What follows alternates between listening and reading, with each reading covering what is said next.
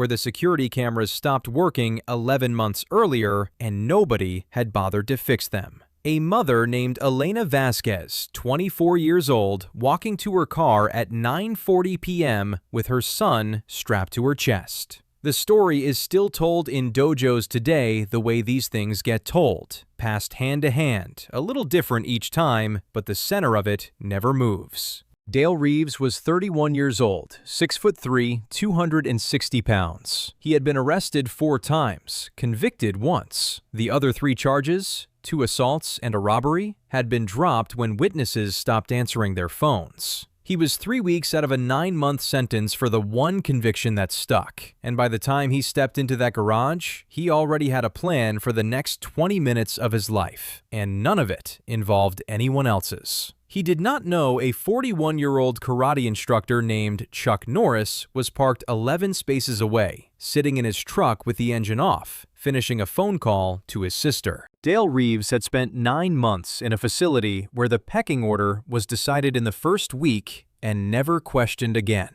He'd decided it in his favor by putting a man twice his age in the infirmary over a card game. Guards remembered him for exactly one thing. He never raised his voice before he hit someone. No build-up, no warning. That was his whole method. Friendly, then not, with nothing in between to read. He was released on a Tuesday. By Thursday, he'd already been asked to leave 2 bars. By that Friday night, in a garage that smelled like wet concrete and motor oil, with one flickering fluorescent tube buzzing over the elevator bank, he was 3 days into deciding that the world owed him something back for the 9 months it took from him. 22 years. That's how long Chuck Norris had been teaching. He ran a dojo 11 miles from that garage, in a strip mall between a laundromat and a tax office, and he had exactly one rule stenciled on the wall that every student memorized before their second class. Control is not the same as permission. He had taught 1,400 students in 2 decades. He had never once, in the memory of anyone who trained under him, raised his voice. Frank Delgado had trained beside him for 19 of those 22 years. He was in the truck too, in the passenger seat, mid-sentence about a plumbing bill when he saw Jack go still. "Jack," Frank said. "What?" Jack didn't answer. He was already looking past him, out the passenger window, at the 3rd row of the garage, where a big man had cut off a woman's path to her car and closed the last 4 feet between them without breaking stride. Nobody filmed it. Dale Reeves had a way of standing that made rooms rearrange themselves around him. Bartenders learned to serve him first. Men half his size learned to find the exit before he noticed they'd left. He carried it the way some men carry money, visibly, like it was meant to be seen. He had one habit that everyone who'd been in a room with him mentioned afterward. Unprompted, he cracked his knuckles one at a time, slowly, starting with the pinky while he was deciding something. It took him 9 seconds. He had never lost a fight that wasn't in a courtroom. Never once, in 31 years, been made to feel small. He grabbed Elena Vasquez by the strap of the baby carrier. Not her arm, not her shoulder, the strap. So the first thing that moved wasn't her, it was her son.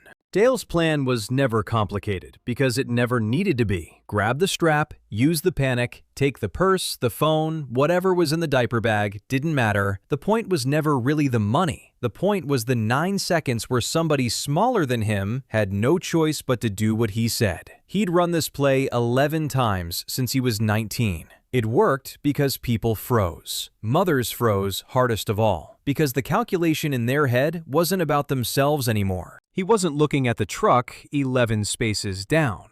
Why would he? A man in a work jacket, gray at the temples, 40-something, the least interesting object in a parking garage. Dale had spent his whole life reading rooms for threats, and this one didn't register as a threat because Dale was reading for size, for posture, for the things loud men look for in other loud men. He never once considered that the room might contain someone who wasn't playing his game at all. "Truck," Frank said again, already reaching for his door handle. "Jack?" Chuck Norris was already out of the cab. He didn't run. That was the detail Frank told people for years afterward, and the detail nobody ever quite believed until they pictured it themselves. He walked. fast, but a walk. The kind of pace that doesn't announce urgency, because urgency is exactly what tips a man like Dale Reeves into doing something faster and worse. Elena Vasquez would later tell police she heard footsteps behind Dale and assumed it was a second attacker. She had already started to turn her body, an instinct, blind and complete,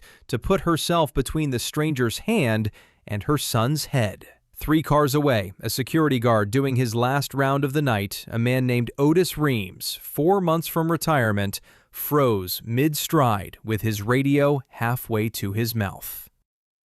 He didn't call it in. He said later he wasn't sure why. Something about the way the smaller man was moving told him this wasn't a situation that needed a radio call. It needed to already be over. What happened in the next 6 seconds would be told in that dojo, in that neighborhood, and eventually a long way past both, for years. Dale felt the strap tighten wrong in his hand a half second before he understood why. A grip, not on his wrist, not where he expected it, but on the outside edge of his hand, at the base of the thumb, where the strap and his fingers met. Small pressure, precisely wrong angle. His hand opened on its own before his brain gave the order. He turned, already furious, already cracking the same knuckle sequence he always used to signal what came next. He got through 1 knuckle. "That's enough," Jack said. 4 words, no volume behind them at all. Otis Reems, from 3 cars back, felt something he hadn't felt on this job in 11 years. The specific stillness of watching something that was already decided before it looked decided. Elena Vasquez, stumbling 1 step back with her son now clutched against her chest with both arms, felt the opposite. Pure noise, pure adrenaline, the world narrowing to the space between her spine and the concrete pillar behind her. Dale Reeves felt nothing. Yet. That was the last calm second he would get. Dale, again. He swung the way he always swung, a wide right hand. No setup needed because nobody had ever needed him to set anything up. 260 pounds behind it. He expected contact within a quarter second, the way he'd gotten it 11 times before. The contact never came. The space where a jaw should have been simply wasn't there anymore. And before his brain finished processing the miss, something had already redirected his whole shoulder 6 inches past where his balance could follow it. He hit the pillar with his own momentum. Not thrown, redirected. The difference between the two was the entire lesson, though Dale wouldn't understand that until much later, in a hospital bed with a broken wrist and 2 cracked ribs and an enormous amount of time to reconsider his last 9 months. Dale came off the pillar swinging again, faster now, embarrassed in front of a woman and a security guard and whatever that gray-templed nobody turned out to be. A left hook this time, tighter, meaner. Jack's response came from outside first, to Otis. Watching from 3 cars back, it looked almost lazy. A half step, a turn of the hip, an open hand rising to meet Dale's forearm on the way in rather than the way out. To Dale, it felt like the air itself had a hand in it. 2 more exchanges came fast, each shorter than the last. A knee that never landed, caught an inch from Dale's thigh and turned aside. A grab for Jack's jacket that closed on nothing because the jacket wasn't where Dale's hand arrived a half second too late to find it. Then, the decisive moment. Dale threw everything he had left into 1 straight punch, aimed center mass, the kind of punch that had ended every disagreement he'd ever been in. Jack didn't block it. He stepped inside it, close enough that Dale's own arm became useless, extended past the point where it could do anything, and drove the heel of his palm forward. Not into Dale's chest, but stopping precisely 1 inch from his sternum. Held there, motionless, for what felt to everyone watching like a full 3 seconds. Dale Reeves stood absolutely still, staring down at a hand that had not touched him and understanding with total, sickening clarity that it hadn't needed to. Jack lowered the hand, stepped back, didn't say anything, didn't need to. The stillness afterward was the whole statement. Otis Reems exhaled a breath he didn't know he'd been holding for 6 seconds and reached, finally, for his radio.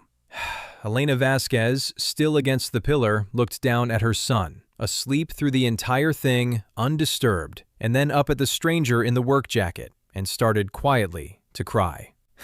Dale Reeves did not move for 11 seconds. When he finally did, it was to sit down, slowly, on the concrete, right where he'd been standing, because his legs had made the decision his pride hadn't caught up to yet.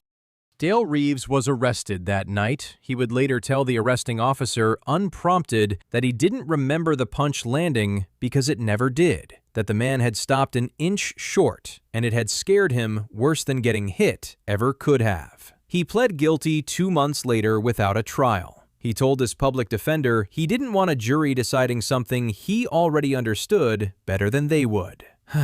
Frank Delgado reached Jack's side as Otis called it in. He looked at his oldest friend, the same man he'd trained beside for 19 years, standing there, breathing normally. Nothing in his face that suggested anything unusual had just happened. "You didn't hit him," Frank said. It wasn't quite a question. "Didn't need to," Jack said. "He's on the ground, Jack. That's not the same thing." Elena Vasquez asked for his name before the police arrived. He gave it to her. And nothing else. No card, no dojo address, nothing that turned the moment into a business opportunity. She found the dojo herself 3 weeks later, 10 miles from her apartment, and enrolled in the beginner's class the following Monday. She still trains there. She has told the story exactly once to a local reporter who heard about it secondhand and refused every interview after that. The story spread the way these things spread before phones did it for you. Through a security guard who told his shift partner, who told his wife, who mentioned it at a birthday party where, by coincidence, 2 of Chuck Norris's students happened to be sitting at the next table. Within a year, half the dojo had heard some version of it. Within 2, students from other schools were asking about the guy who stopped a punch an inch from a man's chest and just stood there. Jack never confirmed the details. He never denied them either. When a new student asked him about it directly, months later, in the parking lot after class, he only said one thing, and it was the same thing that had been stenciled on the dojo wall the entire time. Control is not the same as permission. Whether every detail survived the retelling or not, this is how the story comes down. A baby slept through the 6 seconds that decided whether his mother went home that night, and the loudest man in the room learned at last what silence could do to him.